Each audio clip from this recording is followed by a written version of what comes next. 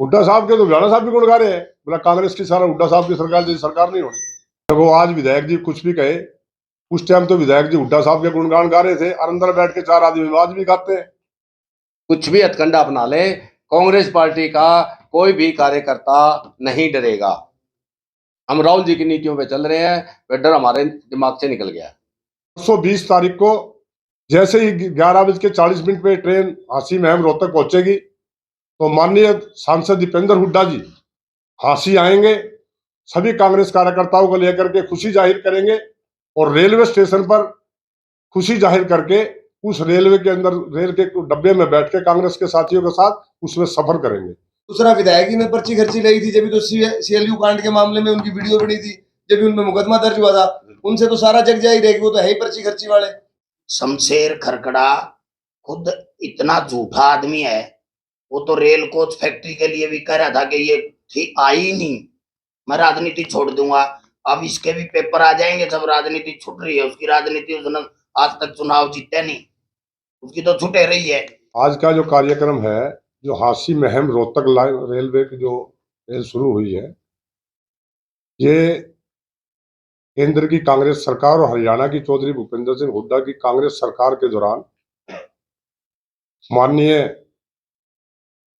पूर्व केंद्रीय रेल मंत्री आज के हमारे राष्ट्रीय अध्यक्ष खड़गे साहब जी ने और माननीय चौधरी भूपेंद्र सिंह हुड्डा जी, वह हमारे एमपी श्री दीपेंद्र हुड्डा जी के द्वारा ही इसका शिलान्यास किया गया था।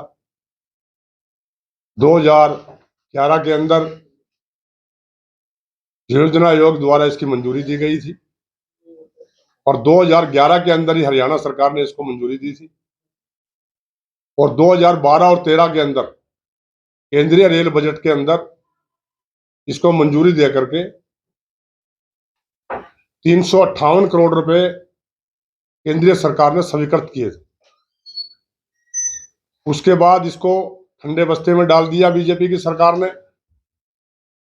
माननीय दीपेंद्र हुड्डा जी ने लोकसभा में भी, राज्यसभा में भी और हांसी के अंदर भी धरना प्रदर्शन करके पुरजोर मांग उठाई थी सभी कांग्रेस नेताओं को इकट्ठा करके, कार्यकर्ताओं को इकट्ठा करके, कि इस परियोजना को हमने शुरू किया था और इस परियोजना को अतिशीघ्र दोबारा शुरू किया जाए, क्योंकि इसका एक 358 करोड़ का बजट भी पास हो चुका था। तो 2015 के अंदर माननीय मुख्यमंत्री जी ने ये कहा कि वो फाइल ही गुम हो गई है। जैसे ये एमपी दीपेंद्र हुड्डा जी को पता लगा कि ये फाइल ही गुम कर दी सरकार ने, तो माननीय दीपेंद्र हुड्डा जी ने फौरी तौर पर तुरंत इसका डाक द्वारा मुख्यमंत्री जी को वो फाइल दोबारा उपलब्ध कराई गई और पूरा संघर्ष किया कि इस रेल लाइन जो हमारे टाइम की शुरू की गई है और हमारे इलाके की ये जीवन रेखा है, इसको शुरू किया जाए। और बहुत ताकत लगा करके, बहुत संघर्ष करके इसको दोबारा शुरू किया गया। लेकिन ये परियोजना बहुत जल्दी पूर्ण होने वाली थी अगर कांग्रेस की सरकार होती तो, लेकिन इस सरकार ने 11 साल का इतना लंबा टाइम लगा दिया, जिसको बहुत पैसे का नुकसान भी हुआ और इसका बजट भी 31% बढ़ाना पड़ा। तो आज हमें इस बात की तो खुशी है कि हुड्डा साहब के टाइम में और कांग्रेस सरकार में और एमपी साहब के टाइम में उनके संघर्ष को, जैसे उन्होंने संघर्ष किया था, उसको रेल लाइन को पूरा हो गया और वो रेल लाइन शुरू हो गई और वो रेल शुरू हो गई। तो इस बात की तो हम खुशी भी जाहिर करते हैं। और परसों 20 तारीख को जैसे ही 11:40 पे ट्रेन हांसी महम रोहतक पहुंचेगी तो माननीय सांसद दीपेंद्र हुड्डा जी हांसी आएंगे, सभी कांग्रेस कार्यकर्ताओं को लेकर के खुशी जाहिर करेंगे और रेलवे स्टेशन पर खुशी जाहिर करके उस रेलवे के अंदर रेल के डब्बे में बैठ के कांग्रेस के साथियों के साथ उसमें सफर करेंगे। जी, विधायक जी ने ये तो मान रहे हैं कि कांग्रेस के शासन में इसका नींव पत्थर रखा गया था, साथ में वो ये भी कह रहे हैं इसके ऊपर कांग्रेस के शासन में एक ईंट भी नहीं लगी।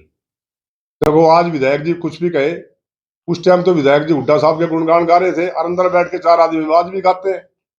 वो कहते हैं ऐसी सरकार तो होनी ही नहीं। अंदर की रिपोर्ट पूरी ले रहे हो? रखनी पड़ती है जी, विपक्ष में तो रखेंगे।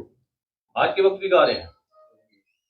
आप पूछ के देखो, आप पूछ के देखो उनसे। ये तो आपको कोई उम्मीद है क्या, मतलब कोई उनको भी आपकी पार्टी को मजबूत कर सकते हैं? नहीं, उन्होंने 1-2 बार पहले बोला भी है कि वो सरकार में काम बहुत हुए। आज चाहे वो अपनी परिभाषा बदल गए, आज वो बीजेपी के विधायक हैं, लेकिन खुद उन्होंने कहा कि ऐसी सरकार नहीं होनी, हुड्डा साहब जैसी सरकार नहीं होनी। मलिक साहब कितना फायदा होगा इस रेल से चलने से? देखिए, फायदा तो बहुत सारी लाखों लाखों की हमारी जो जनता है उसको फायदा होगा, टाइम बचेगा और पैसा बचेगा। और बहुत अच्छी ये परियोजना थी जो कांग्रेस के टाइम में जो ना पास हुई, मगर इसको किसी तरीके से डिले करके ये अपना क्रेडिट जो लेना चाह रहे हैं, ये हरियाणा की सारी जनता को, खासकर विशेषकर जो रोहतक से लेके यहाँ तक की हमारी जो जनता है उसको जो ना, देखो मुआवजा भी बहुत अच्छा मिला किसानों को, और हमारी जो ये सफर है भिवानी होके आती थी, ये सफर भी बहुत छोटा हो गया, तो हमारी पब्लिक को बहुत ज्यादा इसका फायदा मिलेगा।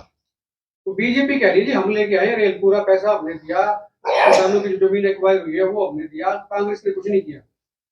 देखिए, सुमन भाई ने पहले बताया आपको कब शुरुआत हुई, कब पैसा अलाट हुआ। अगर वो फाइल खो देते हैं, डिले करते हैं, तो वो तो आप भी समझते हैं, पत्रकार हैं, एक एक बात को समझते हैं। क्रेडिट वो लेना चाहते हैं, मगर सच्चाई तो यही है कि ये कांग्रेस के टाइम में ही सारा कुछ शुरुआत हुई थी। अब इसको डिले करके, फाइल को खो के, पैसा भी अलॉट हो गया था, बता रहे हैं सुमन भाई ने जैसे बताया, प्रवक्ता है हमारे, इन्होंने बताया।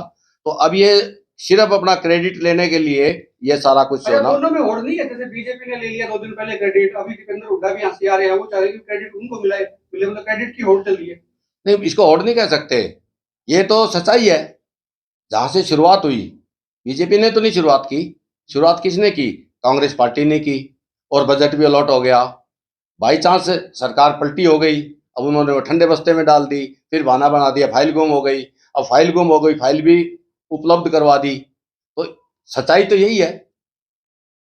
किसानी से जुड़े हुए मलिक साहब, आप किसान आंदोलन दोबारा शुरू हो रहा है, सरकार टस से मस नहीं हो रही है, किस तरह से देखते हैं? किसान जीत के आएंगे, फतह करके आएंगे।